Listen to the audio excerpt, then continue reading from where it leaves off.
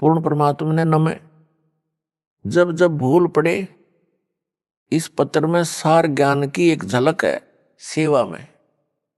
पूज्य गुरुदेव स्वामी रामदेवानंद जी महाराज जी को दंडवत प्रणाम।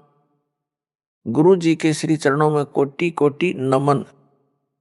परमेश्वर कबीर जी के हीरे मोती लालो व सर्व संगत को दास का शुभ आशीर्वाद। आप सभी की अटूट श्रद्धा गुरुदेव के चरणों में सदा बनी रहे। आप भक्ति दान सेवा करके आजीवन मर्यादा का पालन करते हुए इस महाकष्टदायक यानी दुखालय, दुखों के घर काल ब्रह्म यानी ज्योति निरंजन के लोक से निकलकर अपने पिता के घर सतलोक में चले जाओ। आपको एक पत्र भेज रहा हूं। यह गुरुदेव स्वामी रामदेवानंद जी के लगाए बाग के पेड़ पौधों में लगे कीड़ों से रक्षा करेगा। यह स्प्रे का काम करेगा। काल के दूतों से बचाव के लिए रक्षा कवच बनेगा। इसको पढ़कर भी जो काल के भेजे दूतों से किनारा नहीं करेगा, वह परमेश्वर कबीर जी का हंस नहीं है, वह काल की फरद में चढ़ा है। संत गरीबदास जी ने सब ओर से स्पष्ट कर रखा है। कहा है कि गरीब सटदल दोनों दिन का दिल में दोष ना धार। सतगुरु का कोई एक है काल का भरा संसार। अर्थात जो मार्गदर्शक गुरु पद पर परमेश्वर का भेजा संत है, उसे सांत्वना देते हुए कहा है कि जो परमेश्वर कबीर जी की शरण नहीं आते या आकर फिर काल के दूतों के खेमे में चले जाते हैं, उस कारण से महादुखी ना हो, उनके प्रति दोष दिल में ना मान कि इतना समझाने के बाद नरक में जा रहे हैं। जो सठ दल यानी जो 6 पंथ हैं, उस समय तक अन्य पंथ नहीं चले थे, गिरी पुरी नाथ वैष्णव आदि आदि, तथा दोनों धर्मों हिंदू तथा मुसलमान के व्यक्तियों को काल ब्रह्म ने जकड़ रखा है। ये सब काल की फरद में चढ़े हैं। सतगुरु का तो कोई कोई हंस यानी भगत तथा भगतमती है, वह दृढ़ रहेगा। सर्व संगत के लिए यह पत्र संजीवनी से कम नहीं है। इसको महीने में या जब इच्छा हो अवश्य सुनते या पढ़ते रहना है। इसको नित्य पाठ की बजाय मासिक पाठ समझकर जब इच्छा हो अवश्य पढ़ना या सुनना है। यह रोग प्रतिरोधक जड़ी यानी काल के प्रभाव को रोकने का काम करेगी। अपनी भक्ति क्रियाओं पर दृढ़ विश्वास बनेगा। विश्वास के बिना भक्ति सफल नहीं होती। आशा करता हूं जो काल के दूतों के जाल में फंसे हैं, वे भी पुनः विचार करेंगे, अपने निज घर की सुध लेंगे, जीवन की रक्षा करेंगे और अन्य सुरक्षित रहेंगे। हे मानव शरीर प्राप्त प्राणियों, आपको अनमोल अवसर मिला है अपना कल्याण करवाने का। सब सद्ग्रंथ तथा सब पहुंचे हुए संत यानी परमात्मा प्राप्त संत तथा स्वयं परमेश्वर कबीर जी बताते हैं, जो उनकी अमर वाणी में अंकित हैं, कि मानो स्त्री पुरुष का जन्म दुर्लभ है, यह बार बार नहीं मिलता। जैसे प्रमाण मिलता है कागभूषण का, उसने यही बताया है कि मैंने अनेकों मानव जन्म बिना भक्ति के व्यर्थ किए। कुछ परिस्थिति ऐसी बनी जिस कारण से एक गुरु बनाया जो भगवान शिव का उपासक था। मेरे से भयंकर गलती हुई, मैंने अपने गुरु का खड़ा होकर सम्मान नहीं किया, जिस कारण से मेरे को भगवान शिव ने आकाशवाणी द्वारा श्राप दिया कि तूने अपने गुरु का अपमान किया है, मेरे लोक में आने योग्य तू नहीं है, तेरे को 1,00,000 वर्ष तक नरक में डाला जाएगा। ये आकाशवाणी गुरु जी ने भी सुनी। गुरु जी को पता नहीं था कि इसने ऐसी गलती की है। तब गुरु जी ने कहा कि भगत परमात्मा शिव जी से क्षमा याचना कर। कागभूषण को साथ लिया। गुरु जी ने भगवान शिव से आंखों में पानी भरकर याचना की कि हे भगवान, बालक है, गलती हो गई, क्षमा करो। ऐसी प्रार्थना कई घंटों की। तब शिव ने कहा कि नरक में इसे जाना पड़ेगा, 1,00,000 वर्ष तक इसको नरक में रहना भी पड़ेगा। परंतु इसके गुरु की प्रार्थना स्वीकार कर ली है। मैं अपने दिए श्राप को वापस नहीं ले सकता। मेरे आदेश से इसको यमदूत कोई कष्ट नहीं देंगे। ऐसा ही हुआ। 1 लाख वर्ष नरक में रहकर उसे मानव जन्म मिला, क्योंकि उसको उसके गुरु ने दिल से नहीं उतारा था। कारण यह था कि कागभूषण ने गुरु से तथा प्रभु शिव से अपनी गलती की क्षमा याचना कर ली थी। कबीर जी ने कहा है कि कबीर हरि के रूठते गुरु की शरण जाए, कह कबीर गुरु रूठते हरि नहीं होत सहाय। यानी यदि राम रुष्ट हो जाए तो पूर्ण गुरु के पास जाए, वह सत साधना करवाकर कष्ट दूर करवा देता है। यदि गुरु रुष्ट हो गया तो परमात्मा सहायक नहीं होगा। कागभूषण को उस मानव जन्म में भी भक्ति की तड़प थी। वह लोमस ऋषि के सत्संग में गया, अपने अज्ञान से ऋषि के प्रवचनों में त्रुटि बताने लगा, समझाने से भी नहीं समझा। तब ऋषि ने कहा कि तेरी चांडाल जैसी दुर्बुद्धि है, तू चांडाल के घर जन्म लेगा। कागभूषण को अपनी गलती का एहसास हुआ कि मेरे पास मेरे तर्क का कोई शास्त्रोक्त प्रमाण नहीं था। मैंने ऋषि से विवाद नहीं करना चाहिए था। ऋषि के चरणों में गिरकर अपनी गलती की क्षमा याचना की। ऋषि द्वारा दिए श्राप को सुनकर क्रोध नहीं किया। मायूस होकर कहा कि ऋषिवर क्षमा करो। ऋषि ने कहा कि श्राप वापस नहीं हो सकता। फिर कागभूषण ने कहा कि हे देव, इतनी दया करो कि चांडाल बनकर भी मेरी भक्ति में आस्था कम न हो। तब ऋषि जी को उसे गिड़गिड़ाता देखकर दया आ गई और आशीर्वाद दे दिया कि तेरी भक्ति में लगन कम नहीं होगी। तब उसका जन्म कागभूषण रूप में हुआ। मुख काग यानी कौवे का, से शरीर देवता जैसा हल्के तेज का। उस कागभूषण वाले जन्म में उसे कबीर परमेश्वर जी सतगुरु रूप में जोगजीत नाम से मिले। ज्ञान चर्चा हुई तब उसके जीवन की गाड़ी पटरी पर आई। अब वह उस श्रेणी में है जिनको परमेश्वर कबीर जी सतपुरुष अपनी नजर में रखते हैं। उनको जैसे तैसे भक्ति से चार्ज करते रहते हैं। कागभूषण का मोक्ष किस युग में होगा? जब वह मानव होगा तथा पूर्ण समर्पित होकर पूर्ण सतगुरु जी से दीक्षा प्राप्त करके आजीवन मर्यादा में रहकर भक्ति सेवा तथा दान करेगा। इस संजय दिल्ली ने तो गुरु जी की आज्ञा का ही उल्लंघन सीना ठोक कर किया है। अपने आप गुरु बनने की कोशिश कर रहा है, आशीर्वाद देने लगा है जो इसका चित्र गवाह है, जिसमें यह मुझ दास की नकल करके अंगुली अंगूठे से सटाकर आशीर्वाद दे रहा है। यह मुद्रा कबीर जी और मेरे गुरु जी तथा दास के अतिरिक्त कहीं देखने को नहीं मिलेगी। मेरे बाद जो नकली हैं वे बकवाद करके जीवन नष्ट कर सकते हैं। बालक बहुते प्यारा माँ का, उससे बढ़कर शिष्य गुरुओं का। अर्थात माता को बच्चा बहुत प्रिय होता है, गुरु को अपना शिष्य माता से भी अधिक प्रिय होता है। जो शिष्य बार बार गलती पर गलती करता है तो भी गुरु जी का प्रयत्न यही होता है कि किसी तरह यह सुधार कर ले, अपना मानव जीवन नष्ट ना करे। इसे ज्ञान नहीं है कि मानव जीवन कितना मूल्यवान है। मेरे को ज्ञान है, ये बालक है। जब बालक बार बार समझाने से भी नहीं मानता तो गुरु जी के पास एक ही विकल्प बचता है कि उस गंदे सेब को सेबों के ढेर से निकालकर कूड़े में फेंक दे। फिर उसे सूअर खाते हैं। दास का इस पत्र को लिखने का भी यही उद्देश्य है कि संजय दिल्ली अपना जीवन नष्ट ना करे। अब भी गलती की क्षमा याचना करके नाम शुद्ध करवाकर अपने मानव जीवन को धन्य बनाए, नरक में ना जाए। दास गुरु है, गुरु का कर्तव्य बनता है कि शिष्य को हर संभव कोशिश करके नरक जाने से बचाए। यदि किसी का बेटा बेटी बालक चला जा रहा है, सामने गहरा गड्ढा है, माता पिता की दृष्टि पड़ जाए तो वे दौड़कर उसे बचाने की भरसक कोशिश करते हैं।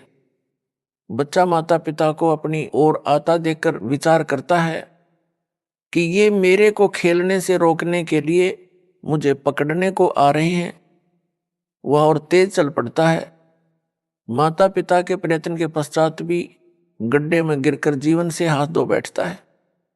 माता पिता के पास रोने पीटने के अतिरिक्त कुछ शेष नहीं रहता।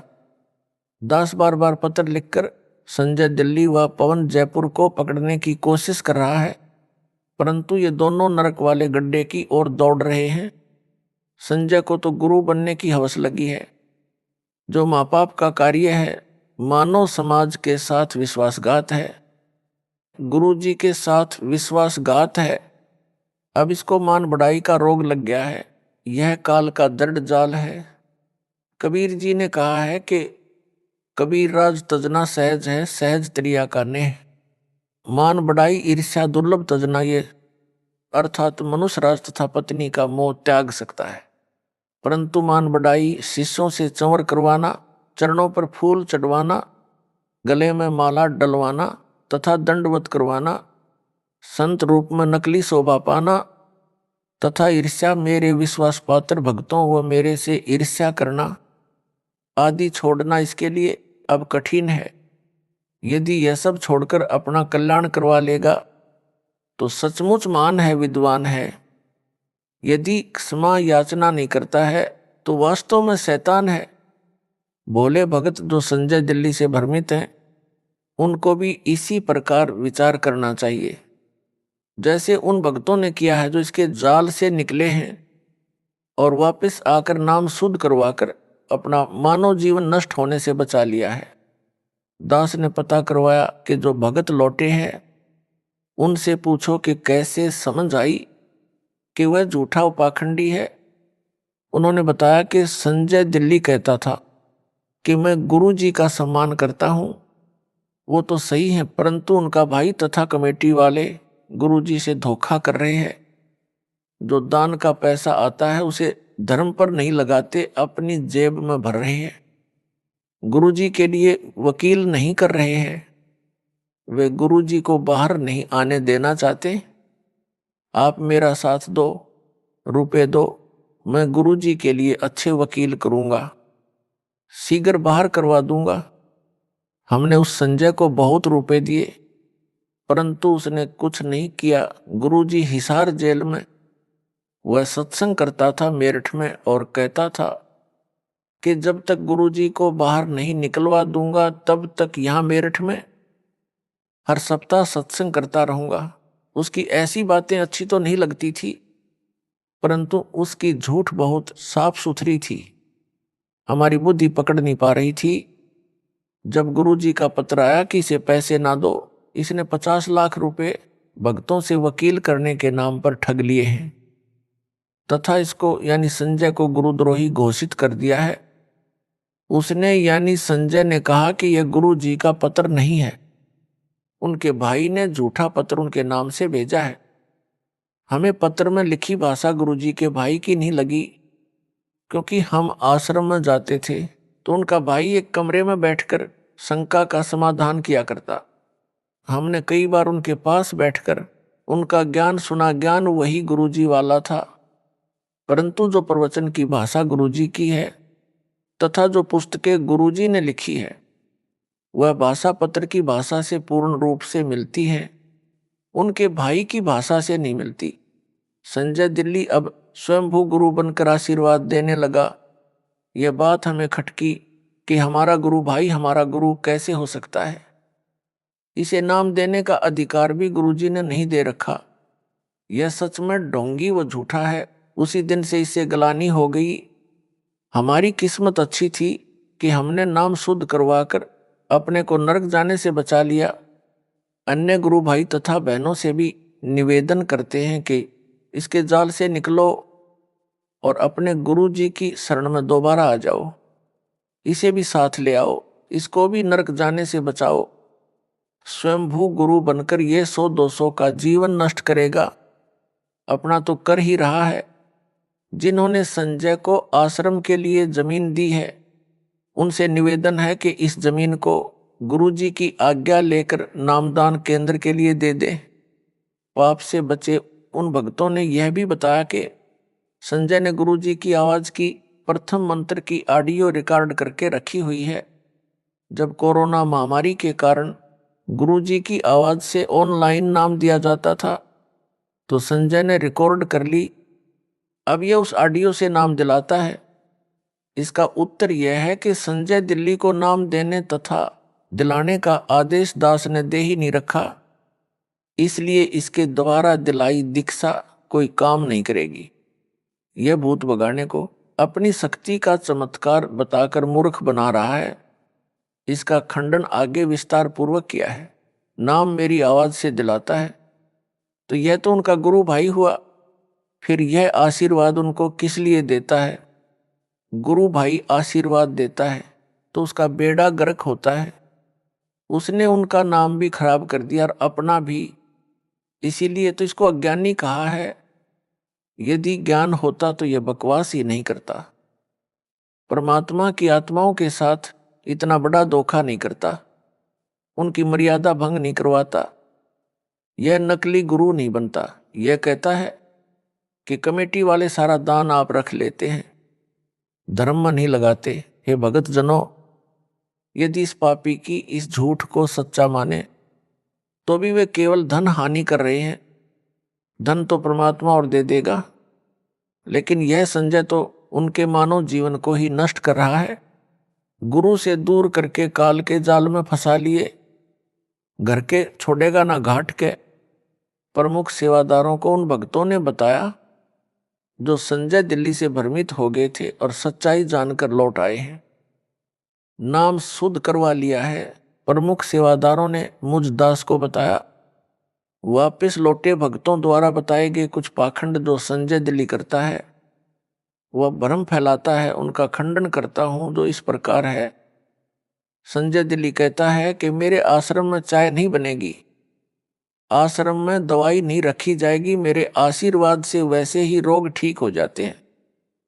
उत्तरदास का जिसको दूध पीने को मिले चाहे कितनी बार पिए, दही खाने को मिले, हलवा व खीर प्रतिदिन खाने को मिले, उसे चाय की क्या आवश्यकता है? यह भक्तों के दान किए रुपयों से मौज मस्ती कर रहा है। रही बात दवाई आश्रम में ना रखने की, यह कुछ दिन का ड्रामा है। एक समय ऐसा आएगा यह स्वयं दवाइयां खाएगा। एक ऐसा ही पाखंडी था, वह भी सरेआम सत्संगों में प्रवचन करते समय दावा करता था कि मैं कभी रोगी नहीं होऊंगा। यदि मैं रोगी हो जाऊं और दवाई खाऊं तो मेरे मुंह में मूत देना। उस समय आयु 30-35 वर्ष की थी। कुछ दिन पश्चात उसको रोग घेरने लगे। उसका एक डॉक्टर शिष्टा गुप्त रूप से उससे इलाज करवाता रहा। आम संगत को पता नहीं चला, उसकी झूठ कामयाब रही। जब 60 वर्ष की आयु में प्रवेश किया तो और अधिक बीमार हो गया। फिर दवाई ने भी काम नहीं किया, भुगत कर मरा। इस प्रकार की बकवाद कुछ दिन ही चलती है। जब नकली गुरु मरा तब तक उन शिष्यों की तीसरी पीढ़ी तक उस काल के दूत के जाल में फंस चुकी थी। फिर परंपरा पड़ गई, मृत्यु के पश्चात उसकी यादगार बनाई गई। फिर उस समाध यानी यादगार की पूजा शुरू हो गई। सबको नरक के भागी बनाकर मरा। संजय दिल्ली ने कुछ संगत को कुछ दिन यह कहकर बरगलाया कि गुरुजी तो सही हैं, उनका भाई तथा कमेटी के सदस्य तथा उनके आसपास जो कि सेवा में रहते थे वे गलत हैं। वे दान का सारा पैसा अपनी जेब में रख लेते हैं।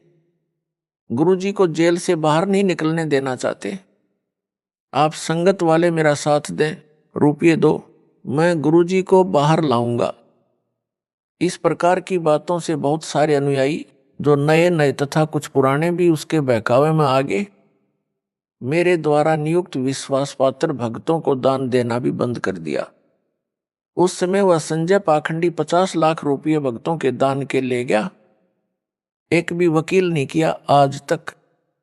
जब दास को पता चला कि संजय दिल्ली तथा पवन जयपुर ने इस प्रकार संगत को भरमा दिया है, तब सख्त कदम उठाए, संगत को संभाला। दास ने जेल जाने की लीला यह देखने के लिए की है कि मेरे सतलोक जाने के पश्चात संगत वाले इस अनमोल मिशन को कैसे चलाएंगे। अब तो दास संसार में है, जो भी त्रुटि अनुयायी करेंगे उनको समझाकर सीधे मार्ग पर ले आऊंगा। यदि कोई भगत या भगत मति समझाने के पश्चात भी सुधार नहीं करेगा तो वह हमारे काम का नहीं है, वह तो चेडू है। चेडू क्या है यह बताता हूं। दूध से दही और दही से मक्खन बनता है। मक्खन अधिक समय ठीक नहीं रहता, इसलिए उसे गर्म किया जाता है। गर्म करने के पश्चात जो लस्सी घी में होती है वह ऊपर आ जाती है, जो कई दिन घी में रहने से खराब हो जाती है। वह लस्सी नहीं कही जाती, उसे हरियाणा में चेडू कहते हैं। यानी बेकाम का पदार्थ होता है। उसको एक बर्तन में डालकर उसमें ठंडा पानी डालकर कुछ देर छोड़ दिया जाता है। यदि थोड़ा बहुत घी उसमें रह गया होता है वह जम जाता है। फिर उस जमे घी को भी निकाल लिया जाता है, क्योंकि उस घी बनाने वाली को पता होता है कि घी प्राप्त करने के लिए कितना संघर्ष करना पड़ता है। भैंस या गाय मोल लेनी, उसका चारा मोल लेना, या किसान है तो चारा घर का होता है, उसे बेचे तो धन मिलता है, वह भी घी बनाने के खर्च में ही गिना जाता है। फिर भैंस गाय की देखरेख, दूध निकालना, गर्म करना, दही बनाना, फिर मक्खन बनाना, तब मक्खन को गर्म करके शुद्ध घी तैयार किया जाता है। इसलिए घी बनाने वाली बहन, बेटी या माई घी का कण भी व्यर्थ नहीं जाने देना चाहती। उस चेडू के ठंडा होने पर जरा सा भी घी मिलता है तो उसे भी निकाल कर रख लेती है। उसको शुद्ध घी इतना प्रिय होता, घी का एक कण भी नहीं छोड़ती। फिर उस चेडू फुई को फेंक देती है। इसी प्रकार दास ने सन 1994 से 2014 तक तथा वर्तमान तक सत्संग की वीडियो यानी नूरी शरीर से ज्ञान समझा समझाकर, सत्संग पर सत्संग सुनाकर, सर्व सदग्रंथों को वीडियो के माध्यम से सबको दिखाकर संगत रूपी मक्खन निकाला है। अब उस मक्खन को ताया गर्म किया है। इसमें जो चेडू होगा वो ऊपर आ जाएगा। वह चेडू तो ऊपर आ चुका है। दास का यह पत्र रूपी ठंडा पानी है। यदि कोई कण यानी अच्छी आत्मा उस चेडू में होगी उसे निकाल लूंगा, क्योंकि दास को शुद्ध घी यानी भगत आत्माएं जान से भी प्यारी हैं। उनके लिए भटक रहा हूं, दूसरी बार बिना दोष के जेल में हूं, परंतु आशा करता हूं कि एक दिन सत्य की जीत होगी। परमेश्वर कबीर जी से कुछ नहीं छिपा है।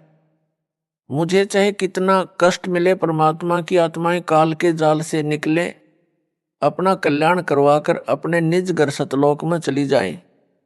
दास आपको मासुखी देखना चाहता है। मुझे अपने कष्ट की कोई परवाह नहीं है, परंतु जो मन में बांस उपजा है इससे डर लग रहा है। गरीबदास जी ने कहा है कि संगत माही कुसंगत उपजा, जैसे वन में बांस। आप घिस घिस आग लगाया करें वनखंड का भी नाश। अर्थात जैसे वन में अन्य फलदार व कीमती लकड़ी वाले पेड़ों के साथ साथ बांस भी उग जाता है। तेज हवा चलने पर बांस एक दूसरे के साथ टकराते हैं। उस घर्षण से जंगल में आग लग जाती है, जिससे पूरे जंगल के फलदार पेड़ भी जलकर नष्ट हो जाते हैं। यह संजय साकट तथा पौन जयपुर वही कुसंगत उपजी है। कुछ संगत के भगत भी इनके साथ लगे थे। जब दास को पता चला कि संजय व पौन नाम के दो जालिम संगत में आग लगा रहे हैं, तब सब संगत को आदेश दिया कि इनका साथ छोड़ दो। जिन भक्तों को मैंने जिम्मेदारी दे रखी है उनकी बातें मानो। दान के सब पैसों का हिसाब दास के पास आता है। एक पैसा भी गलत प्रयोग नहीं हो रहा। कमेटी वालों ने सब हिसाब बनाकर संगत के पुराने भक्तों को दिखाया। इतना रुपया आज तक दान में मिला है, इतना वकीलों व भक्तों के घर सहायता तौर पर दिया गया है। संगत बहुत समझदार है, वह तुरंत मान गई और दास ने संजय दिल्ली तथा पवन जयपुर को गुरुद्रोही घोषित कर दिया। फिर तो सब संगत उनसे किनारा कर गई। कुछ भोले नए भगत थे, वे अभी तक इस जालिम संजय की बातों में फंसे हैं। उनको सतर्क करने के लिए यह पत्र भेजा है। आशा करता हूं कि बुद्धिमान भगत भगतमती इस पत्र को पढ़कर इसकी असलियत से परिचित होकर इससे दूर हो जाएंगे, नाम शुद्ध करवाकर अपना मानव जीवन धन्य बनाएंगे। संजय साकट दिल्ली के खेमे को छोड़कर आए भक्तों ने जो और जानकारी दी थी उसका खंडन आगे और करता हूं। संजय दिल्ली अपने को श्री सिख गुरु नानक देव जी की आत्मा बताता है। यह सफेद झूठ है। यदि वह श्री नानक जी वाली आत्मा है तो इससे सिद्ध हुआ कि श्री नानक जी का मोक्ष नहीं हुआ है। वह जन्म मरण के चक्कर में पड़ी है, जो वर्तमान में संजय रूप में जन्मी है। मोक्ष प्राप्त प्राणी वह है जो कभी लौटकर संसार में कभी जन्म न ले। श्री नानक जी को स्वयं सतपुरुष कबीर साहिब कबीर देव बेई नदी पर स्नान के समय मिले थे, सतलोक लेकर गए थे, फिर पृथ्वी पर उसी शरीर में छोड़ा था कि कबीर धानक यानी जुलाहा सतपुरुष है, करतार यानी सबका सृजनहार यानी उत्पत्ति करता है। यदि श्री नानक जी परमात्मा से दीक्षा लेकर पार नहीं हुए तो क्या यह गुरुद्रोही बनकर पार हो जाएगा? कभी नहीं। संजय दिल्ली अपने को श्री नानक देव यानी सिख धर्म प्रवर्तक वाली आत्मा बताता है और इसको मूल ज्ञान गुप्त ज्ञान है। तो मेरे पास टिंडे लेने आया था, पहले ही अपना पंथ चला लेता। कोई झूठ बकना इसका मकसद है। भोले भक्तों को भ्रमित करके गुरु स्वयं ही बना है। प्रेत योनि में जाएगा। जो परमात्मा कबीर जी ने अध्यात्म ज्ञान श्री नानक जी को बताया था वह सिखों के गुरु ग्रंथ साहिब में अंकित है। वही ज्ञान दास बता रहा है। श्री नानक वाली आत्मा इससे भिन्न ज्ञान कौन सा बताएगी? इससे भिन्न जो भी ज्ञान है वह अज्ञान है, काल के दूत की पहचान।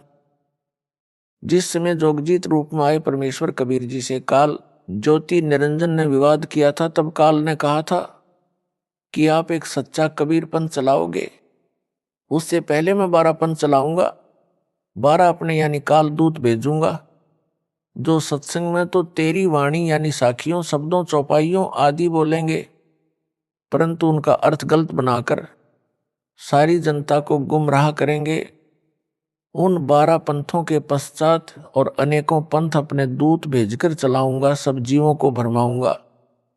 उन काल के चलाए पंथों के गुरुजन वर्तमान तक कबीर जी की वाणियों का गलत अर्थ करके जनता को भ्रमित कर रहे हैं। संजय दिल्ली भी यही कर रहा है।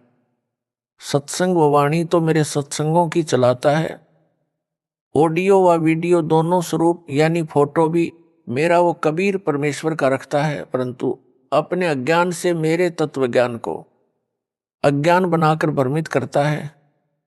सफाई देता है कि यदि मैं काल का दूत होता, जैसा रामपाल ने मुझे काल का दूत बताया है, तो क्या मैं उनके सत्संग की वाणी सुनता या आश्रम में वाणी चलाता? संजय दिल्ली जिस प्रकार मेरे द्वारा बताए तत्व ज्ञान का अनर्थ करके बताता है, सामान्य भोला भगत भ्रमित हो जाता है। उदाहरण यह कहता है कि पेड़ की जड़ को रामपाल ने पूर्ण ब्रह्म बताया है।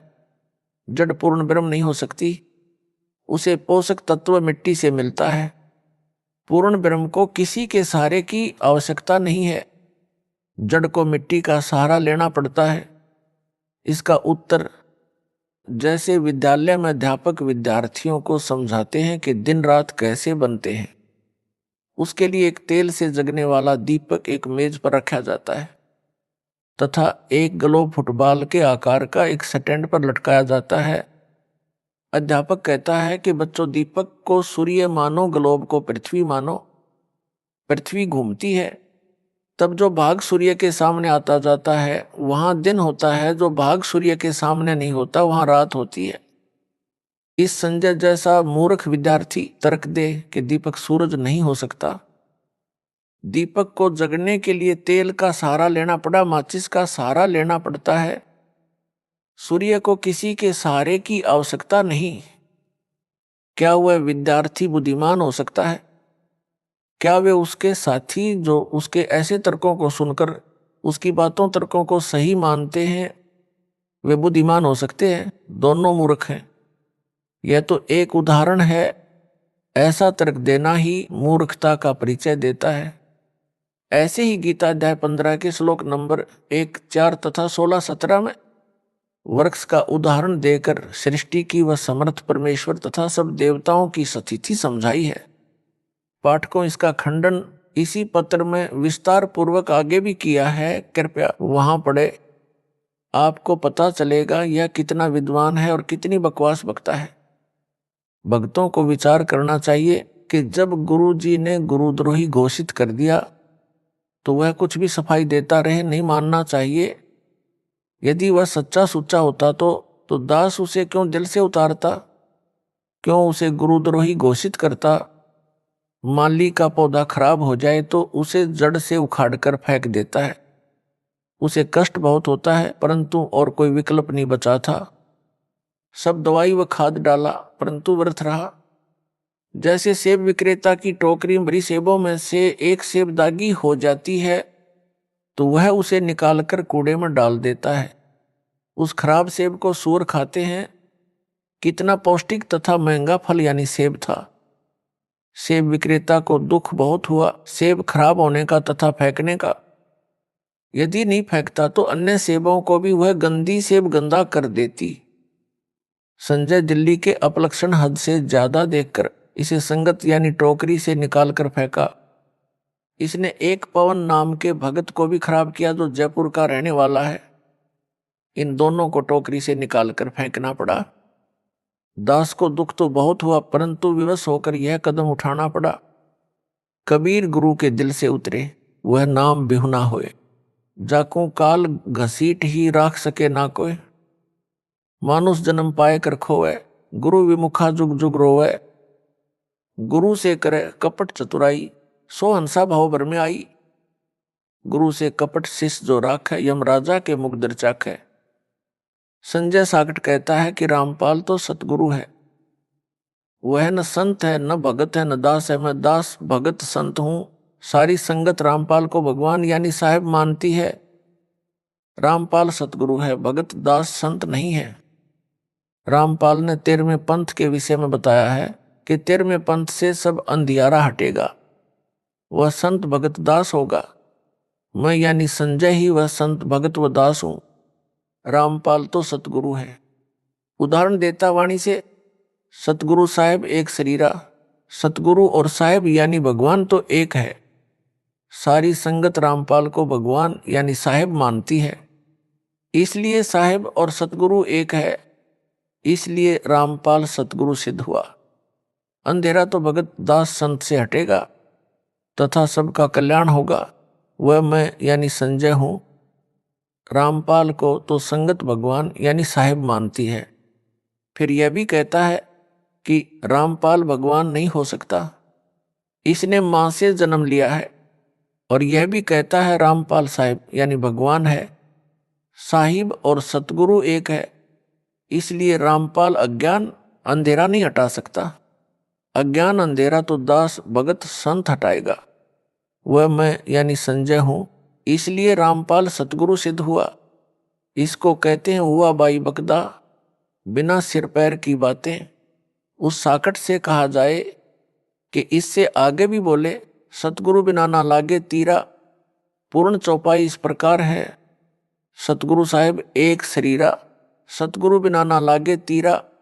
इसका अर्थ यह बनता है, सतगुरु व परमात्मा एक ही शक्ति होते हैं। सतगुरु के बिना न लागे तीरा का अर्थ है कि भवसागर के दूसरे तीर यानी किनारे नहीं जा सकता, यानी संसार से पार नहीं हो सकता। यदि वह मुझ दास को सतगुरु बताता है तो वाणी ही स्पष्ट कर रही है कि जीव का मोक्ष भी सतगुरु यानी रामपाल के बिना नहीं हो सकता। साकट संजय दिल्ली वाला फेल हुआ, यह उवा बाई बकता है। संजय गुरुद्रोही कहता है कि जो असुर निकंदन रमणी में संत गरीबदास जी ने कहा है कि सतगुरु दिल्ली मंडल ऐसी, वह मेरे यानी संजय के लिए कहा, क्योंकि मैं दिल्ली से आया हूं, इसलिए 13वां पंथ मैं ही चलाऊंगा। सब अंधेरा हटाऊंगा, सबका कल्याण करूंगा। विवेचन संजय दिल्ली तो अपने को संत दास तथा भगत कहता है और सतगुरु रामपाल को यानी मेरे को कहता है। इससे भी सिद्ध हुआ कि असुर निकंदन रमणी में संजय के लिए नहीं कहा है, क्योंकि वह तो अपने आप को दास भगत बताता है। सतगुरु मुझे दास को बताता है। वाणी में तो वह सतगुरु कहा है जो दिल्ली मंडल में आएगा। साहिब तख्त कबीर खवासा, दिल्ली मंडल लीजिए बासा। सतगुरु दिल्ली मंडल आयसी, सूती धरणी सूम जगायसी। अर्थात कबीर साहिब सतपुरुष के तख्त सिंहासन के पास रहने वाला, उनके सतलोक दरबार का खवास नौकर यानी दास दिल्ली मंडल दिल्ली के आसपास निवास करेगा यानी जन्म लेगा। रमैणी में दिल्ली नगर नहीं कहा है। साकट गुरुद्रोही संजय तो दिल्ली नगर में जन्मा है। वाणी में दिल्ली मंडल, मंडल का अर्थ है दिल्ली नगर के आसपास का कुछ क्षेत्र कहा है। जैसे वर्तमान में एनसीआर बनाया है, यह सब दिल्ली मंडल है, दिल्ली अलग राज्य है। वाणी में फिर कहा है कि वही सतलोक में कबीर साहब का खवास यानी दास यानी नौकर दिल्ली मंडल में सतगुरु बनकर आएगा और सोम यानी कंजूस लोगों को तत्व ज्ञान से जगाएगा, भक्ति दान सेवा करवाएगा। असुर निकंदन रमैणी की वाणी में तो स्पष्ट कहा है कि सतगुरु से जीव का कल्याण होगा। साकट संजय दिल्ली गुरुद्रोही का तर्क कुतर्क यानी गलत विवेचन सिद्ध हुआ। इसको वाणी का अर्थ भी ठीक से नहीं करना आता, अनर्थ करके बताता है। काल का दूत यही करता है, यह स्पष्ट काल का दूत है। यह अपने को तत्वदर्शी संत बताता है, कहता है कि मेरे अतिरिक्त किसी को भी गुप्त ज्ञान मूल ज्ञान नहीं है, सब अज्ञानी है। इसने तो दास को भी अज्ञानी बताया है, क्योंकि वो कहता है कि मेरे अतिरिक्त किसी को तत्वज्ञान यानी मूल ज्ञान नहीं है। इससे तो यही स्पष्ट कर रहा है कि मैं संजय गुरुद्रोही ही तत्वदर्शी हूं। यदि वह दास द्वारा बताए यथार्थ अध्यात्म ज्ञान यानी तत्व ज्ञान से भिन्न ज्ञान रखता है तो उसकी पुस्तक बनाए या कोई वीडियो बनाकर इंटरनेट पर डाले, तब मेरी संगत का छोटा सा बालक भी उसके अज्ञान का पर्दाफाश कर देगा। यह संजय दिल्ली गुरुद्रोही प्रथम नाम मंत्र वही जाप करने को देता है, या मेरी आवाज से प्रथम मंत्र दीक्षा दिलाता है जो दास ने इसको दीक्षा में दिए थे, तथा जो भी सतनाम यानी 2 अक्षर का इसको दिया है, इसको ना सार नाम दिया है, ना सार शब्द प्राप्त करवाया है। अब यह गुरुद्रोही इन दोनों नामों प्रथम मंत्र तथा सतनाम से भी खाली हो गया है। वाणी में कबीर परमेश्वर ने कहा है कि गुरु के दिल से उतरे वह शब्द बिहुना होए, वाकू काल घसीट ही राख सके ना कोय। अर्थात जो शिष्य पूर्ण गुरु यानी सतगुरु के दिल से उतर जाता है, यानी गुरु जी द्वारा गुरुद्रोही घोषित कर दिया है, उसका नाम कनेक्शन कट जाता है, वह शब्द यानी नाम रहित खाली हो जाता है, उसको काल घसीट ले जाता है, उसे कोई नहीं बचा सकता। इस संजय दिल्ली साकट गुरुद्रोही को काल घसीट कर ले जा चुका है। काल इसमें प्रेतवत प्रवेश है, जैसे ऋषियों में प्रवेश करके अधूरा सूक्ष्म वेद लिखाकर उसके 4 भाग श्री वेद व्यास ऋषि द्वारा करवा दिए। सब जनता ने इन्हीं वेदों को पूर्ण अध्यात्म ज्ञान मान रखा था। दास का ज्ञान योग मेरे गुरुदेव जी की कृपा से परमेश्वर कबीर जी ने खोलकर सर्वग्रंथों का सार निकलवाया है। सूक्ष्म वेद यानी तत्व ज्ञान जो स्वयं कबीर परमेश्वर जी ने प्रत्येक युग में प्रकट होकर सतलोक से चलकर आकर बताया था, उसे सब ग्रंथों से भी प्रमाणित किया है। इससे हटकर जो कोई भी ज्ञान बताएगा वह अज्ञान होगा। कबीर जी ने कहा है कि 9 मन सूत उलझिया ऋषि रहे जखमार, सतगुरु ऐसा सुलझा दे उलझे ना दूजी बार।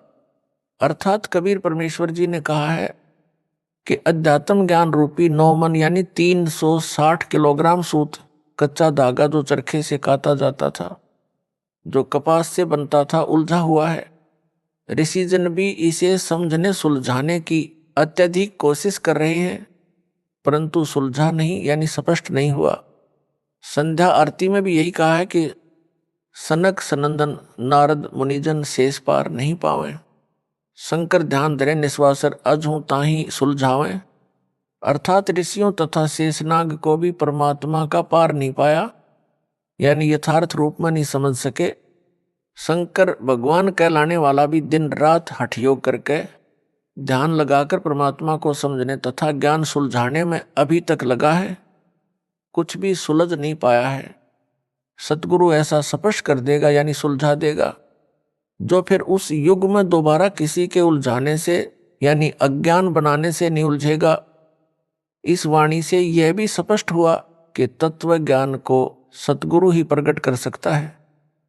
संजय साकट दिल्ली तो अपने को संत दास भगत बताता है तथा सतगुरु मुझ दास को बताता है, इससे भी यह अपने अज्ञान के मकड़ जाल में स्वयं ही फंस गया, अर्थात झूठा सिद्ध हो गया है। यदि इस गुरुद्रोही की बात को सच्ची माने जो यह कह रहा है कि मैं संजय दिल्ली ही तत्व ज्ञान जानता हूं, मूल ज्ञान जानता हूं, तो नाम मेरे यानी दास वाले क्यों जपता है, क्यों अपने जाल में फंसाए भोले भक्तों को देता है? फिर तो नाम भी भिन्न होने चाहिए। यदि यह कहेगा कि नाम तो यही सही है, तो फिर इसके तत्व ज्ञान का क्या अचार डालना है? मोक्ष तो निज नामों से होना है, वे यह दास दीक्षा में दे रहा है। दास को मेरे गुरुदेव स्वामी रामदेवानंद जी से नामदान करने की आज्ञा मिली है, जो एक संत मत की परंपरा है। इसको गुरुद्रोही घोषित मेरे द्वारा कर रखा है। इससे ये नाम लेने से कोई लाभ नहीं होगा, यानी मोक्ष नहीं हो सकता। विशेष दास ने अपने पूज्य गुरुदेव जी के सानिध्य में अध्यात्म ज्ञान को बारीकी से समझ लिया था। गुरु मर्यादा में रहना मोक्ष का मूल मंत्र है, जिसका दास ने परमात्मा से डरकर पालन किया। गुरुपद दास को दिया जाएगा, यह तो स्वप्न में भी नहीं सोचा था, क्योंकि दास एक सामान्य भगत था, गृहस्थी बाल बच्चेदार था। हरियाणा सिंचाई विभाग में जेई यानी जूनियर इंजीनियर के पद पर नौकरी करता था। दास ने अपने छोटे भाई महेंद्र दास को यह ज्ञान बताया। एकदम नया तथा पहले वाले से बिल्कुल विपरीत होने के कारण पहले तो कोई रुचि नहीं दिखाई, परंतु बड़ा भाई होने के कारण ज्ञान सुनने से इनकार नहीं कर सका, मन मारकर सुनता रहा। फिर परमेश्वर कबीर जी की कृपा से, गुरुदेव जी के आशीर्वाद से दास का प्रयत्न सफल हुआ और मान गया। गुरु जी यानी स्वामी रामदेवानंद जी से दीक्षा उसे दिलाई। फिर तो उसने अपने अनेकों साथियों को भी ज्ञान समझाया, उनको गुरुदेव जी यानी स्वामी रामदेवानंद जी से नाम दिलाया। यह दास भी अपने संपर्क वालों को ज्ञान समझाकर गुरु जी से दीक्षा दिलाता था। ऐसा शुभ कर्म वर्षों चलता रहा। दास ने 17 फरवरी 1988 को पूज्य गुरुदेव जी से दीक्षा ली थी। सन 1994 तक सबको गुरुदेव जी से दीक्षा दिलाया करता। एक दिन नए भक्तों को नाम दिलाने के लिए गुरुजी के पास गया। भगत महेंद्र दास भी मेरे साथ थे। समागम चल रहा था। गुरुजी के आसपास बहुत सारे भगत बैठे थे। गुरुजी उनमें से किसी की फरियाद सुन रहे थे। हम सब भक्तों के पीछे बैठ गए। एक सेवादार के माध्यम से पहले की तरह नए भक्तों को नाम दिलाने का निवेदन किया। भगत की बात सुनकर गुरुदेव जी ने हमारी ओर कृपा दृष्टि की। हम सब ने दंडोत प्रणाम किया। उसी समय सैकड़ों भक्तों की उपस्थिति में दास को नाम देने का आदेश दिया। कहा कि आज के बाद तू नाम दिया करेगा। मेरे को पसीना छूट गया। विचार किया कि कोई गलती तो नहीं हो गई जिससे गुरुजी नाराज हो गए हो। कानों पर विश्वास नहीं हो रहा था। गुरुजी नाराज नजर नहीं आ रहे, मुस्कुरा रहे थे, इसलिए हिम्मत बनी रही। दीक्षा देने का आशीर्वाद देते समय कहा कि आज के बाद यह तुम्हारा गुरु होगा। उपस्थित भक्तों की ओर संकेत करके कहा। मेरी दशा देखकर समझ गए कि भगत घबरा गया है। बोले कि अपने को अकेला न समझना, मैं तेरे साथ रहूंगा। परमेश्वर कबीर जी के आदेश से यह आशीर्वाद तेरे को दिया है। तेरे बराबर विश्व में संत नहीं होगा। आशीर्वाद देकर हमें भेज दिया। सुबह माइक से आवाज लगी कि रामपाल रोहतक को स्वामी जी याद कर रहे हैं। हम सब तुरंत पहुंच गए। भगत महेंद्र दास भी साथ था, क्योंकि हम छुडानी गांव में ही भगत महेंद्र दास की ससुराल में रुके हुए थे। उस रात दास को नींद नहीं आई कि इतनी बड़ी जिम्मेदारी को कैसे निभा पाऊंगा। गुरुदेव तो जानी जान थे, उनको पता था कि भगत की हालत खराब हो गई है। जाते ही फिर कहा कि अपने को अकेला मत समझ, परम शक्ति तेरे साथ है, मैं भी तेरे साथ हूं। तेरे समान विश्व में संत नहीं होगा। और कहा कि इन सबको नाम दे जो नए भगत दीक्षार्थ आए थे। अपने सामने दीक्षा दिलाई। स्वामी जी ने सर्वसंगत को बोल दिया कि आज के बाद मैं किसी का गुरु नहीं रहूंगा, रामपाल से दीक्षा ले लो। कारण यह था कि मेरे दादा गुरुजी ने उनको सारनाम देने का आदेश नहीं दे रखा था, क्योंकि प्रारंभ से परंपरा चली आई थी दास को ही सारनाम दिया जाना था, क्योंकि उत्तराधिकारी को ही सारनाम दिया जाता था। स्वामी जी ने मेरे अतिरिक्त किसी को सारनाम नहीं दिया था। मेरे को आगे सारनाम देने का परमेश्वर कबीर जी का आदेश स्वामी जी को मिलने के बाद ही दिया था। कहा था कि पूरी परीक्षा करके ही सारनाम अनुयायियों को देना, तेरे को परमात्मा कबीर जी का भी संकेत आएगा, तब तक सारनाम ना देना। यह सब निर्देश बाद में दास को अकेले को तलवंडी बाई जिला फिरोजपुर पंजाब में आश्रम में दिया था।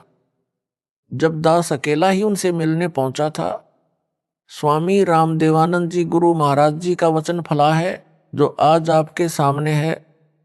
विश्व में ज्ञान छा गया है। जो स्वयंभू गुरु बने हैं उनको अध्यात्म का खा का भी ज्ञान नहीं। कितना भार सिर पर लिए हैं। यह संपूर्ण अध्यात्म ज्ञान का टोटा है। जो नकली गुरुओं का जीवन नष्ट करता है, उसके चेलों चेलियों का भी तर्क गुरु के अनुयायियों की जिम्मेदारी गुरु पर होती है, गुरु के सिर पर भार होता है। जब कबीर परमेश्वर जी ने देखा था कि 64 लाख अनुयायी पटरी से उतर गए थे, गुरु की आज्ञा को भी अनदेखा करने लगे थे, वे सारनाम योग्य नहीं थे, तो अपने सिर से भार उतारने के लिए लीला की थी। काशी नगर की प्रसिद्ध गणिका को हाथी पर बैठाकर बोतल में गंगाजल भरकर लोग उसे शराब मान रहे थे, पीने लगे। शराबी जैसी हरकत करते हुए गणिका के गले में बांह डालकर मुख्य बाजार में घूमने लगे थे। यह दृश्य देखकर 64 लाख गुरु विमुख हो गए थे, गुरुद्रोही नहीं हुए थे। उन सब का भार परमात्मा ने अपने सिर से उतारा। संत गरीबदास जी ने कहा है कि गरीब भड़वा भड़वा सब कहें, कोई ना जाने खोज, दास गरीब कबीर करम बांटत सिर का बोझ। अर्थात काशी के लोग तो निंदा करने लगे, कह रहे थे कि यह तो भड़वा यानी बेशरम हो गया, सरेआम बुरे कर्म करने लगा है। सब शिष्यों ने वह साधना त्याग दी, पहले वाली करने लगे जैसे राबी ने त्यागी थी। कबीर जी भारमुक्त हुए। इसी प्रकार पूज्य गुरुदेव स्वामी जी ने यह कहकर सिर का भार उतार दिया कि आज के बाद मैं किसी का गुरु नहीं रहूंगा। पहले वाले भी रामपाल से नाम ले लो। परंतु दुर्भाग्य है उन पहले वालों का, अधिकतर ने दास से दीक्षा नहीं ली। जो नए थे हमने नाम गुरुजी से दिलाया था, उन्होंने दास से दीक्षा ली। परमेश्वर कबीर जी ने अपने परम शिष्य गरीबदास जी को काल के साथ आंख में चोली खेलने की भविष्य की सब रणनीति बता दी थी। संत गरीबदास जी ने अपने एक शिष्य शीतलदास को सारनाम जाप को दिया था। उसे समझा दिया था कि केवल परम शिष्य को सारनाम देना है, वह केवल अपने उत्तराधिकारी को सारनाम देते रहेंगे। अगला निर्देश मेरा यानी कबीर जी का आएगा, उसके बाद संगत को देना प्रारंभ करना है। उसी आदेश के अनुसार यह सारनाम गुप्त रखा था। 1 मार्च सन 1997 को दास को परमेश्वर कबीर जी मिले। सारनाम देने का सही समय बताकर सारनाम देने का आदेश दे गए। दास से पहले मेरी गुरु प्रणाली के संतों को छोड़कर किसी कबीर पंथी या गरीबदास पंथी को सारनाम तो दूर है, सतनाम का भी ज्ञान नहीं था। सार शब्द तो अभी तक रहस्य में रखा है। सारनाम भी लंबी परीक्षा के बाद दिया जाता है। जो काल के दूत होते हैं वे पहचाने जाते हैं। जैसे यह संजय सारनाम मिलने से पहले ही पिछन गया कि यह काल का दूत है। गुरु बनना खाला जी का घर नहीं है। गुरु जी के आदेश के पश्चात नाम देने से तथा सारनाम देने से शिष्यों का भार नहीं रहता। जो केवल सतनाम या प्रथम नाम के पश्चात मृत्यु को प्राप्त हो जाते हैं, गुरुद्रोही नहीं होते हैं, तो उनको वर्तमान में तुरंत मानव जन्म मिलेगा, पूरी दीक्षा मिलेगी, वे मोक्ष प्राप्त करेंगे। 1000 वर्ष तक यह वीडियो से दीक्षा दी जाती रहेगी। अब किसी का भार दास पर नहीं रहेगा। जो स्वामी जी के शिष्य थे वे भक्ति से चार्ज किए गए थे। प्रथम मंत्री अधिकतर को दिया करते थे, किसी किसी को सतनाम देते थे। दास को प्रथम व द्वितीय नाम एक साथ दिया था, सारनाम एक हफ्ता बाद दिया था। उस समय दास को उपरोक्त योजना की जानकारी दी और बताया कि ये जितने पहले वाले शिष्य हैं ये तो केवल भौतिक सुख ही मांगते हैं, वो इनको संपत्ति यानी संतान दे रखा है, केवल तू ही एक ऐसा मिला जिसने मोक्ष मांगा। दास ने कहा कि हे दीन दयाल, भौतिक सुख यानी संतान नौकरी आपने पहले ही दे रखा था, आपके ज्ञान के पश्चात इसकी इच्छा भी नहीं रहती, इसलिए एक मोक्ष की ही भीख दास आपसे मांगता है। गुरु जी मुस्कुराए और आशीर्वाद दिया। यह परमेश्वर कबीर जी की प्रीप्लान पूर्व निर्धारित योजना थी। समझा है तो सिर धर पाऊं, बहुर नहीं रे ऐसा दाव। 17 फरवरी 1970 से 17 मई 1995 तक 18 वर्ष नौकरी करके त्याग पत्र देकर सतगुरु जी के आदेश का पालन करने के लिए छोटी सी नौकरी त्याग दी, जो एकमात्र निर्वाह का साधन था। 2 बच्चों लड़के तथा लड़की का विवाह सन 1994 में किया था। 2 बच्चे, एक लड़की एक लड़का छोटे थे, पढ़ रहे थे। राम हवाले छोड़कर सतगुरु जी के चरणों में समर्पित हो गया, मुड़कर घर नहीं गया। परमेश्वर के हंसों तथा हंसनियों यानी भक्तों भगतमतियों को सच्चे परमात्मा का सच्चा ज्ञान देकर सच्ची भक्ति बताई। सतगुरु जी के आशीर्वाद से दास का त्याग रंग लाया। बच्चे भी परमेश्वर ने पाले व पढ़ाए। दास को अपनी नौकरी दी, दास का कल्याण किया, सतलोक का निवासी बना दिया। विश्व में इस ज्ञान का कोई सानी नहीं। सब ग्रंथों का सार निकालकर भगत समाज के समक्ष रख दिया। असंख्यों वर्षों का उलझा ज्ञान सुलझ गया। जिनको मोक्ष चाहिए आओ और अपना जन्म सफल बनाओ। गरीब ज्यों बच्चा गऊ की नजर में, यूं साईं को संत, भक्तों के पीछे फिरे भगत वत्सल भगवंत। यह कहावत दास के ऊपर चित्रार्थ हुई। दास ने भक्तों के सहयोग से गांव गांव नगर नगर में जाकर सत्य ज्ञान सत्य साधना की अलख जगाई। गुरुदेव के आशीर्वाद ने सब कार्य किया। सन 1996 में किसी भगत के रिश्तेदार ने एक गज यानी 85 वर्ग गज में बनी एक कमरा, बरेंडा, रसोई, बाथरूम तथा लैट्रिन, कुछ आंगन वाली छोटी सी कुटिया कुछ समय के लिए प्रयोग करने के लिए दी। यह कुटिया उसने स्वयं खरीदकर अपने पाखंडी गुरु को बनाकर दे रखी थी, जो बाद में धोखेबाज निकला। जो मेरे पूज्य गुरु जी के पास रहता था, भगवान वेश भी ले रखा था, गुरु के साथ भी धोखा करके भागा था, गुरुद्रोही बना था। कुटिया दान करने वाला हमारा भगत नहीं था, उस पाखंडी का भगत था, जिस कारण से वह किसी बाबा पर विश्वास नहीं करता था। हमारे भगत के कहने पर वह कुटिया उधारी दी थी। जब भगत ने पूर्ण विश्वास दिलाया, तब परम पूज्य गुरुदेव स्वामी रामदेवानंद जी के 3 आश्रम पंजाब राज्य में, खन्ना, मोगा तथा तलवंडी भाई की, तथा एक आश्रम नजफगढ़ दिल्ली में था, जहां पर दास को दीक्षा की भीख मिली थी। उस समय दास ने उनकी सेवा में एक भगत भेज रखा था। भगत ने बताया कि दादा गुरुजी ने अपने निजी सेवादारों को बुलाया और बोले कि मुझे हरियाणा ले चलो रामपाल के पास। आयु बहुत हो चुकी थी, लंबा सफर करना उचित ना था। भक्तों ने निवेदन किया कि आपका लंबे सफर में जाना उचित नहीं, परंतु एक नहीं सुनी। सन 1996 में 13 दिसंबर से 19 दिसंबर तक उसी जींद कुटिया के पास खाली प्लाटों में, जो किसी किसी के थे, निर्माण नहीं किया था, प्रथम खुला पाठ 7 दिन का किया जा रहा था। परमात्मा 12 दिसंबर 1996 को ही जींद कुटिया में आ गए।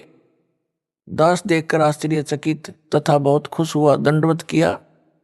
भगत जन सेवा में लग गए। उस प्रथम अनुष्ठान को अपने सानिध्य में सफल करवाया। 7 दिन मौसम बसंत जैसा रहा। 20 दिसंबर 1996 को सर्दी व धुंध छा गई। स्वामी जी उस कुटी में 23 जनवरी 1997 तक रहे। 24 जनवरी को तलवंडी बाई पंजाब में गए। 25 जनवरी को विश्राम किया। 26 जनवरी 1997 को बैठे बैठे सतलोक चले गए। सब आश्रमों की सुविधा त्याग कर अपने दास विदुर के पास आए। वहां जब देखा कि यथार्थ कबीर पंथ यानी 13वें पंथ की नींव दृढ़ हो चुकी है, सतलोक चले गए। जब उनका जींद कुटिया में डेरा था, दास उनकी आज्ञा लेकर गांव में सत्संग व पाठ करने गया था। सेवादारों को बताया था कि दास उस दिन आएगा, तब तक गुरुजी का ध्यान रखना। उस निश्चित दिन को दास कुछ लेट हो गया। कुटिया में केवल गुरुजी के स्नान आदि की व्यवस्था शुद्धता से की थी। शुद्धता का ध्यान रखते हुए दास जींद पहुंचकर किसी भगत के घर स्नान करने लगा, जिस कारण से देरी हुई। उस समय तक सेवादारों से 10 बार पूछा कि रामपाल आया है। उनको तान रखा था कि पता करो क्यों नहीं आया। उस समय मोबाइल को तो जानते भी नहीं थे, अन्य फोन भी गांव में नहीं थे। जब भक्तों को पता चला तो एक भगत आया और बोला, स्वामी जी ने 10 बार पूछ लिया कि कहाँ है, आज आने की कह गया था, क्या कारण हुआ। दास उसी समय भगत की मोटरसाइकिल लेकर तत्काल पहुंचा। कई भगत बैठे थे। दास ने दंडवत किया और चरण चंपी करने लगा। दास का सिर पकड़ा और ऊपर को किया। बोले, मैंने भगवान पा लिया, तेरा पाना दुर्लभ हो गया। दास चुप रहा। गुरुदेव की अंतरात्मा की आवाज थी। अगले दिन तलवंडी बाई वाले आश्रम में चले गए, वहां से सतलोक गमन किया। कबीर हरि के रूठते गुरु की शरण में जाए। कह कबीर, गुरु रूठ गए तो हरि ना होत सहाय। कबीर, जिन बातों से गुरु दुख पावे, उन बातों को दूर भावे। गरीब इन बातां क्या पाइए, राजी कर सतगुरु रूठे नू। अर्थात गुरु को प्रसन्न रखो, मोक्ष होगा। बकवादों से कुछ नहीं मिलना। यह संजय दिल्ली गुरुद्रोही दावा करता है कि यहां मेरे आश्रम में भूत माफी मांगते हैं। भूतों को यहां बुलाया जाता है। बहुतों की प्रेत बाधा दूर हो रही है। यह क्या छोटी बात है? क्या मेरे में शक्ति नहीं है? इसका उत्तर इस प्रकार है। आपको राबी के विषय में ज्ञान है कि उसने सतगुरु देव जी से दीक्षा लेकर 4 वर्ष साधना की थी। फिर किसी मजबूरी के कारण वह साधना त्यागनी पड़ गई। परंतु ऐसी परिस्थिति में भक्ति मार्ग त्यागना गुरुद्रोही की श्रेणी में नहीं आता, गुरु विमुख वाली श्रेणी में आता है। उस 4 वर्ष की मर्यादित साधना से उस देवी में इतनी भक्ति की शक्ति हो गई थी कि उसके लिए मक्का वाला मंदिर उड़कर विमान की तरह लेने चला आया और उस भगत आत्मा को लेकर यथास्थान पर स्थापित हो गया। परंतु मोक्ष से बहुत दूर रही। मोक्ष कई जन्मों में कष्ट भोगकर पुनः सतगुरु शरण में आने से ही हुआ। यह संजय साकट भी 3-4 वर्ष मर्यादा में रहा। अब यह गुरुद्रोही हो चुका है। इससे मोक्ष सौ कोस दूर हो गया है। उस मर्यादित साधना से मिली भक्ति ज्यादा नहीं टिकेगी, सीधा नरक में जाएगा। यह है सार ज्ञान। यदि इसे समझ होती तो इतनी बड़ी गलती नहीं करता। अब नाम देने का अधिकार इसको यानी संजय दिल्ली को दास ने यानी इसके भूतपूर्व गुरु ने नहीं दे रखा। वह सार नाम इसको प्राप्त नहीं। दावा करता है भूत निकालने का, भूतों को बुलाने का। भूत प्रेत निकालने व डालने वाले तो इस जैसे भारत में लाखों अड्डे हैं। इसने उस गांव को भूतगाह यानी प्रेतों का स्थान बना दिया। जैसे राजस्थान प्रांत में गांव मेहंदीपुर में बालाजी भूतगाह बना है, वहां केवल भूतों को निकालने डालने का काम है। अनगिनत जनता वहां जाती है। किसी का मोक्ष नहीं होना, क्योंकि मोक्ष तो सतगुरु से दीक्षा लेकर आजीवन मर्यादा में रहकर भक्ति सेवा दान करके प्राप्त होता है। गुरु भी पूर्ण हो। मेहंदीपुर में बालाजी का धाम कैसे बना?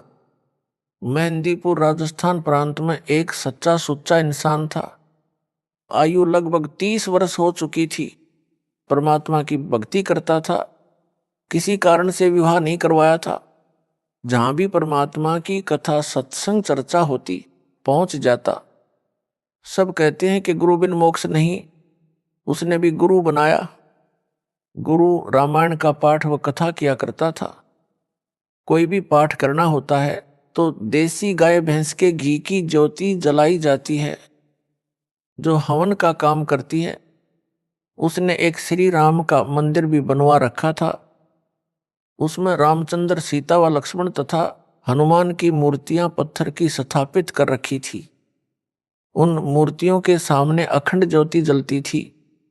किसी में प्रेत बाधा होती तो उस मंदिर यानी आश्रम में जग रही ज्योति को वह हनुमान की मूर्ति तथा श्री राम, लक्ष्मण, सीता की मूर्ति को देखकर चिल्लाने लग जाती, बाबा छोड़ दे, कभी नहीं आऊंगा। कुछ देर में वह प्रेत बाधा वाला व्यक्ति स्त्री या पुरुष शांत हो जाता। यह सब मेहंदीपुर वाला भगत भी देखता था। वह भी जो कोई प्रेत बाधा वाला उसके संपर्क में आता उसे गुरु धाम में ले जाता और भूत निकलवाता। एक बार गुरुजी बीमार पड़ गए, इलाज के लिए दूर शहर में चले गए। वहां लगभग 6 महीने रहना पड़ा। उसकी मौत हो गई।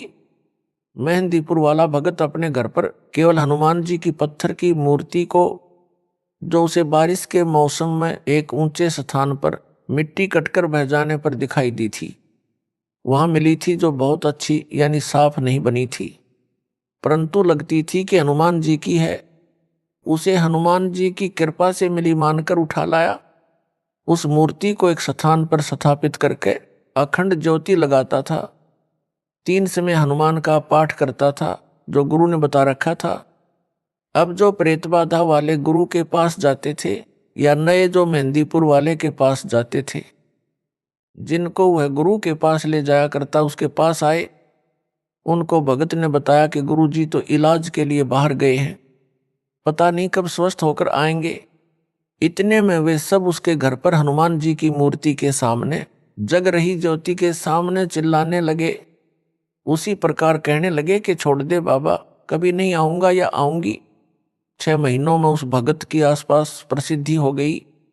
जो गुरु के पास जाते या नए सब मेहंदीपुर जाने लगे, प्रेत बाधा ठीक होने लगी। उस भोले भगत को भ्रम हो गया कि तेरे में भी गुरु जैसी शक्ति आ गई है। वह महंत बन गया। उस भगत में प्रेत प्रवेश हुआ। नई नई प्रेरणा करने लगा। सतपकवानी बनानी चाहिए, 7 प्रकार की मिठाई मंगानी चाहिए, अधिक ज्योति जलानी चाहिए, आदि आदि। उस भगत ने 7 प्रकार का भोजन, हलवा, खीर, पूरी, कचौड़ी, पकौड़ी आदि आदि बनवानी शुरू कर दी। 7 प्रकार की मिठाई मंगवानी शुरू कर दी। प्रेत के सताए धनी व्यक्तियों ने उसमें खूब धन लुटाया। उस भगत ने एक हनुमान मंदिर बनाया जो वर्तमान में बहुत बड़ा बनाया गया है। भूत क्या करते हैं? भूत अन्य के शरीर में प्रवेश करके मिठाई व खाने का आनंद लेते हैं। उनका सूक्ष्म शरीर होता है। जो मानव शरीर प्राप्त है उनका जीव भी मूल रूप में सूक्ष्म शरीर में रहता है। स्थूल शरीर उसे भक्ति सेवा दान करके मोक्ष प्राप्ति के लिए मिलता है। जो पूर्ण गुरु से दीक्षा लेकर भक्ति नहीं कर पाते, उनसे स्थूल मानव शरीर छीन लिया जाता है। उनमें से कुछ तो प्रेत बन जाते हैं। उस जीव का जो प्रेत बन गया है उसका मन वही स्थूल शरीर वाला आनंद चाहता है जो उसे स्थूल शरीर में मिल सकता है। जिस कारण से ये प्रेत किसी किसी में प्रवेश करके वह आनंद लेते हैं। जो व्यक्ति शराब पीते हैं छोड़ नहीं पाते, उनमें कोई शराबी मरकर भूत बनकर प्रवेश है। वह चाहकर भी शराब नहीं छोड़ पाता। मेहंदीपुर में बालाजी के नाम से भगत ने मंदिर बनाया। मिठाई, मेवा, काजू, बादाम, किशमिश, मनुखा, दाख आदि का भोग लगाने लगा। यह प्रेत प्रेरणा से किया। जो प्रेत बाधा वाला मेहंदीपुर जाने लगा उसका भूत तुरंत निकल जाता और उस गांव यानी मेहंदीपुर के व्यक्ति जो शाम को आरती में आते हैं उनमें प्रवेश कर जाता है और वहां परमानेंट डेरा बना लेता है। प्रतिदिन भिन्न भिन्न प्रकार की मिठाई खाता है। इस प्रकार मेहंदीपुर बालाजी का धाम भूतगा बन गया, यानी भूतों की छावनी बन गया। मोक्ष ना तो उस भगत का हुआ ना वहां जाने वालों का होगा। एक दिन वह गांव जिसमें संजय दिल्ली ने भूत धाम बनाया है, उस गांव के व्यक्ति जो इसके आश्रम में आरती में जाते हैं तथा वहां का 56 प्रकार का भोग खाते हैं, उनमें बाहर से आए लोगों के भूत प्रवेश करने लग जाएंगे तथा भूतों का केंद्र बन जाएगा। प्रेत यानी भूत पहले मानव ही थे, उनका स्वभाव दिमाग उसी तरह काम करता है। जब वे देखते हैं कि यहाँ पर क्या क्या सुविधाएं हैं, उसी अनुसार निर्णय लेते हैं। जो प्रेत बाधा वाला स्त्री पुरुष उस संजय दिल्ली वाले के आश्रम में आता है, प्रेत देखता है कि वहां प्रतिदिन हलवा खीर खाने को मिलते हैं, 56 प्रकार के भोग भी हैं। वे उस व्यक्ति से निकलकर वहीं डेरा जमा लेते हैं। जो वहां आरती में या वैसे आश्रम में आएंगे, उनमें प्रवेश कर जाएंगे। आरती में आने वाले कभी आश्रम नहीं आना चाहेंगे, तो भी उनके अंदर प्रवेश प्रेत अंदर प्रेरणा करके लाएंगे। आने वालों की संख्या भी काल प्रेरणा से प्रेत बढ़ाएंगे। इस प्रकार यह आश्रम मानव पतन का केंद्र बन जाएगा। मेरे यानी रामपाल दास के आश्रम में केवल समागम में ही हलवा खीर बनाई जाती है, बाद में सामान्य भोजन बनता है, उसी से परमात्मा का भोग प्रसाद निकाला जाता है। प्रेत देख लेते हैं कि यहाँ पर बाद में कुछ नहीं मिलना, वे प्रेत बाधा वाले से निकलकर भाग जाते हैं, क्योंकि यहाँ उनकी पिटाई परमात्मा करते हैं। प्रेत बहुत चतुर हो जाते हैं। संजय जैसे पाखंडी के पास जाकर जानबूझकर दिखावा करते हैं, छोड़ दो कभी नहीं आऊंगा, बस शांत हो जाते हैं। उस प्रबंधक को भ्रम हो जाता है कि मेरी शक्ति से प्रेत नाक रगड़ रहे हैं, प्रेत बाधा ठीक हो रही है। विचार करें, संजय दिल्ली को भी अन्य भक्तों व भगतमतियों वाले मंत्र जाप को दिए, जो प्रथम व द्वितीय नाम में दिए जाते हैं। इसमें अलग से शक्ति कहां से आ गई?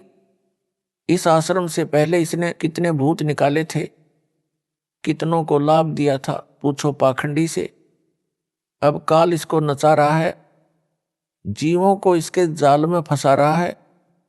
इसका तथा इसके सहयोगियों व प्रसाद खाने वालों को अपने चक्रव्यूह में फंसा रहा है। यह है सार ज्ञान, जो समझ सके तो समझ लो। हरियाणा के भगत ने बताया कि मेरे 2 चाचा छोटी आयु में मरकर प्रेत बने थे। वे मेरे भाई की पत्नी में प्रवेश करके बताते थे कि घर में झगड़ा हम करवाते हैं, शराब पीने की प्रेरणा हम करते हैं, शहर में मिठाई खाने हम ले जाते हैं। फिर उसने दास से दीक्षा ली, तब उनका पीछा छोड़ा। मोक्ष ना संजय दिल्ली गुरुद्रोही का होगा, ना उसके संपर्क में आने वाले भक्तों व भगतमतियों का होगा। सब भूत बनेंगे, नरक में गिरेंगे। एक बड़ा अधिकारी था, वह राम व हनुमान का परम भगत था। मेहंदीपुर बालाजी की वर्तमान में बड़ी ख्याति है। उसने बताया कि मेरे घर में बहुत सुख था, परंतु हनुमान जी का परम भगत होने के कारण एक बार प्रबल प्रेरणा बनी कि मेहंदीपुर धाम में मत्था टेक कर आए। अपनी गाड़ी ली, पूरा परिवार बैठाया और पहुंच गया। उस धाम को देखकर बहुत खुशी हुई। वहां अनेकों चमत्कार देखे। कोई व्यक्ति जिसमें प्रेत प्रवेश था, बहुत बड़ा पत्थर उठाए खड़ा था। किसी को 3-4 सेवादार पकड़ रहे थे, उन सबको दूर पटक देता था, आदि आदि। घर पर आने के पश्चात मेरी पत्नी भी वही लीला करने लगी। चारपाई उठाकर फेंक दी। गेहूं का 50 किलोग्राम का कट्टा रखा था, उसे उठाकर खड़ी हो गई। वह 20 किलो वजन नहीं उठा सकती थी। अड़ोसी पड़ोसी बुलाए। एक ने बताया कि जो बालाजी जाता है उसमें हनुमान प्रवेश कर जाता है। एक बोला कि हनुमान नहीं, भूत प्रवेश कर जाता है। वह प्रवेश करके आ तो जाता है, परंतु यहां उसका मन नहीं लगता, जिस कारण से उत्पात मचाता है। किसी भूत निकालने वाले के पास ले जाना पड़ेगा। एक व्यक्ति हमारे को भूत निकालने वाले के पास ले गया। हमने सब कहानी बताई, उसने ज्योति जगाई। उसी समय मेरी पत्नी सिर घुमाने लगी। छोड़ दे बाबा, कभी नहीं आऊंगा, चिल्लाने लगी। शांत हो गई। वह बोला कि पक्का इलाज कर दिया, अब नहीं आएगा। हम घर आ गए। फिर उत्पात मचाने लगी। मैं अकेला ही अपनी पत्नी को लेकर उसी के पास गया। वहां जाकर भूत बोला कि मैं बालाजी का भगत हूं, तू क्या करेगा? भूत निकालने वाले की ओर संकेत कर रहा था। वह स्याना यानी भूत निकालने वाला बोला कि इसे मेहंदीपुर लेकर चलना होगा या वहीं निकलेगा। 2 दिन बाद उस स्याने को साथ लेकर मैं अपनी पत्नी को लेकर मेहंदीपुर गया। वहां जाते ही मेरी पत्नी सिर घुमाने लगी। कुछ देर में ठीक हो गई। मैं उस स्याने से बोला कि शीघ्र चलो। वह बोला कि कुछ रुपये चढ़ा दो, कुछ प्रसाद ले लो। मैंने जो उसने कहा वो किया और फुल स्पीड से गाड़ी चलाकर वहां से निकले। घर तक सब ठीक रहा। शाम को फिर वही लीला शुरू हुई। मेरी तो जान निकल गई कि यह क्या समस्या गले डाल ली मेहंदीपुर जाकर। उसके पश्चात जिसने जहां स्याना बताया गए 1-2 दिन ठीक ठाक रहता, फिर वही समस्या। कहीं कहीं हफ्ता ठीक निकल जाता। मेरी पत्नी में पहले एक भूत था, फिर 3 आगे, उसमें 2 और प्रवेश वहीं से करके आगे। भूतों ने बताया कि उस गांव के जितने व्यक्ति उस मंदिर में प्रसाद लेने आते हैं सब में प्रेत प्रवेश है। हमारे को स्थान नहीं मिला, इसलिए इसमें प्रवेश करके आना पड़ा। आप पैसे वाले दिखाई देते थे। सोचा था कि यहां कुछ तो अच्छा खाने को मिलेगा। मेहंदीपुर में हाउसफुल है, एक एक में कई भूत प्रवेश हैं। एक दिन संत रामपाल जी का भगत मिला। उसने करौंथा आश्रम चलने को कहा। हमने मना कर दिया। पूछा क्या खर्च लगेगा। उसने कहा कि खर्चा कुछ नहीं लगेगा, परमात्मा की भक्ति करनी पड़ेगी, नाम लेना पड़ेगा। कई दिन तक वह हमारे घर आता रहा, तब हम माने। वह अपनी गाड़ी में बैठाकर करौंथा आश्रम में ले गया। वहां जाकर वह प्रेत बाधा समाप्त हुई। अब ज्ञान हो गया कि आम के आम गुठलियों के दाम यहीं पर हैं, मोक्ष भी होगा, 3 ताप भी कटेंगे। कबीर एक साधे सब सधे, सब साधे सब जाए, माली सींचे मूल को, फूले फले घाए। अर्थात जैसे माली यानी बागबानी का विशेषज्ञ पौधे के मूल तवज की सिंचाई करता है, एक जड़ की सिंचाई करने से सब सद है, तनाडार शाखाएं विकसित होती हैं, पौधा पेड़ बनकर फूल व फलों से लदपद हो जाता है, घने सारे फल खाने को मिलते हैं। यदि अज्ञानी व्यक्ति पौधे की शाखाओं को जमीन में गाड़ कर, ज्ञानी व्यक्ति ने पौधे की जड़ को गाड़ा होता है, उन सबको साधे यानी सिंचाई करे तो सब नष्ट हो जाएगा।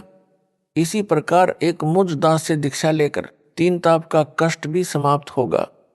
यानी प्रेत बाधा, पितृ बाधा जो 3 ताप में से एक हैं, तथा मर्यादा में रहकर भक्ति दान व सेवा करने से सतलोक अमरधाम भी प्राप्त होगा, यानी पूर्ण मोक्ष भी होगा। अपराधी के अपराध करने में संयोगी भी पाप के भागी होते हैं।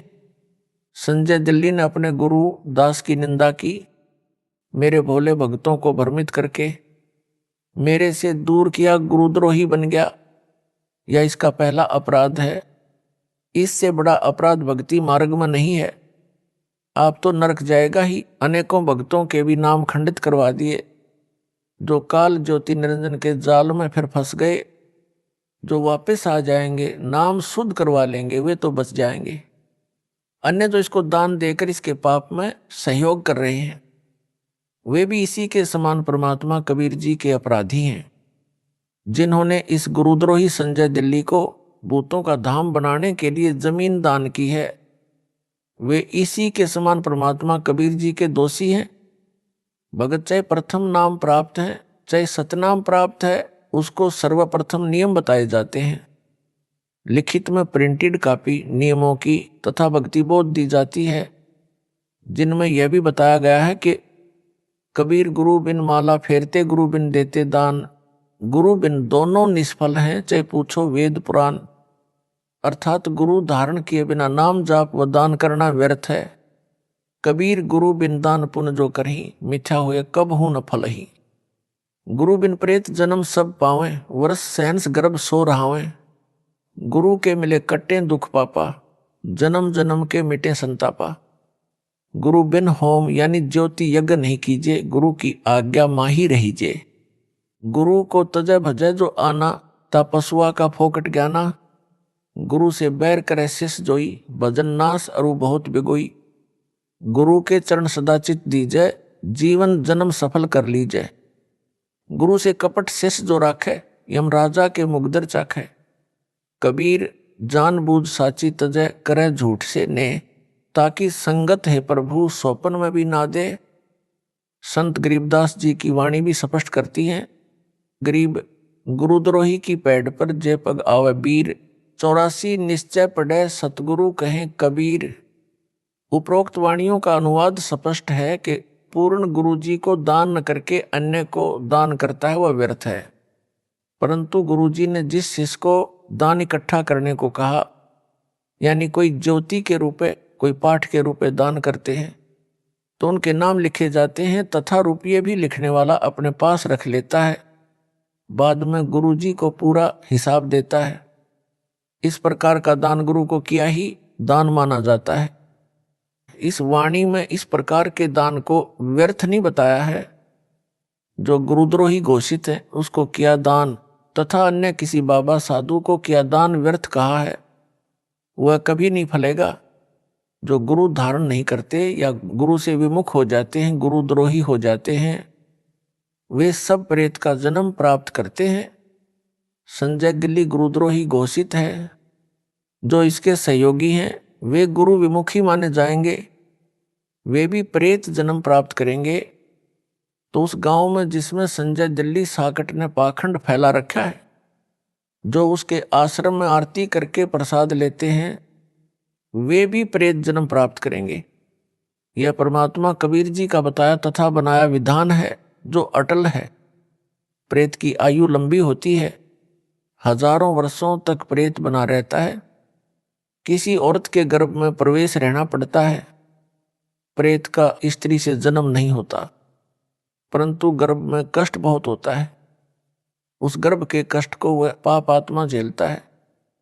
एक माई जींद जिले हरियाणा की बताती थी कि मेरे पेट में बच्चा है, घूमता महसूस होता है, डॉक्टर से जांच भी करवा ली, कुछ नहीं मिला। उस माई की आयु लगभग 62 वर्ष थी। प्रेत को इस प्रकार के महाकष्ट भी झेलने पड़ते हैं। प्रेत योनि महाकष्टदायक होती है। यदि पूर्ण गुरु मिल जाए और शिष्य या शिष्या आजीवन मर्यादा पालन करते हुए भक्ति सेवा दान करे, तो इस प्रकार की सत्य साधना से इस प्रकार के युगों युगों के दुख यानी संकट व संताप महादुख समाप्त हो जाएंगे। गुरु जी से ही होम ज्योति यज्ञ करवाना लाभदायक है। गुरु जी की बजाय अन्य से ज्योति यानी हवन व अन्य धर्म यज्ञ, ध्यान यज्ञ, प्रणाम यज्ञ व ज्ञान यज्ञ आदि करवाना व्यर्थ है। गुरु जी के आदेश का पालन शिष्य व शिष्या को करना चाहिए। गुरु को तजय यानी छोड़कर अन्य में आस्था रखे यानी बजाय उस पशु जैसे शिष्य को फोकट ज्ञान है, उसे कुछ भी ज्ञान नहीं है, वह तो डांगर है। जो शिष्य शिष्या गुरु जी के साथ शत्रुता यानी दुश्मनी करता या करती है, जैसे संजय दिल्ली कर रहा है, उसकी भक्ति नष्ट हो जाती है तथा अन्य बहुत अत्यधिक हानि होती है। भगत व भगत मती को चाहिए कि गुरु जी के चरणों में सदा समर्पित रहे। जैसे पतिव्रता अपने पति के अतिरिक्त किसी अन्य पुरुष में पति वाला भाव कभी नहीं देखती, चाहे कोई देवता क्यों न हो, मानो तो दूर की कौड़ी है। इस प्रकार जिन भक्तों भगत मतियों ने दास को तजकर संजय दिल्ली गुरुद्रोही में आस्था बना ली है, वे पथ भ्रष्ट हो चुके हैं। उनको पुनः विचार करना होगा। अपने गुरु जी के चरणों में चित्त फिर से रखकर अपना जीवन यानी मानव जन्म सफल करना होगा। इसी में उन सब की भलाई है। सत साहिब।